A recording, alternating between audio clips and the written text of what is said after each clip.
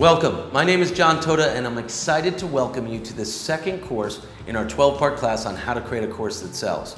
Joining me here today is Moki Goyal, our head of product development and a real expert on video production. Welcome, Moki. Thanks. So I know you work directly with some of our largest clients on how to create their content and really engage their audience. So we really wanted to draw you in for this course where we're starting with the narrative and how to make a narrative that really works. So for me, I just think of narrative as storytelling. Is it really that simple? Honestly, it really is. Stories are everywhere, from movies to books, and they all follow a 3-act structure. And the reason they do that is because it works. And that's what we recommend for people who are creating online training. The first act is, what's the problem and how are we going to solve it? The second act, let's execute on that. And the third act, see the payoff from all your work. Got it. Now, we typically like to have some type of an exercise, a takeaway for our audience. Do you have something here on how to break down a 3-act structure?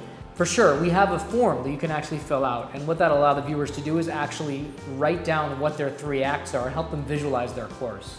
Oh, that's great. So now, once you do that, I think I totally get the concept of having that 3-act structure and really telling a story, but I know our tagline is hold an audience, and that's because our viewers and our audience are really concerned with how do I keep my audience's attention? How do I keep them engaged throughout?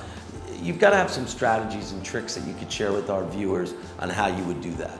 For sure. One of the biggest pitfalls that online trainers have is they talk at their audience. And what you really want to do is draw them in and bring them in. So if you create relatable chunks of content in your media such that the viewer feels like, oh yeah, I've been there before, or oh, I totally get what you're saying. Now you've switched them from a passive listener to an active participant.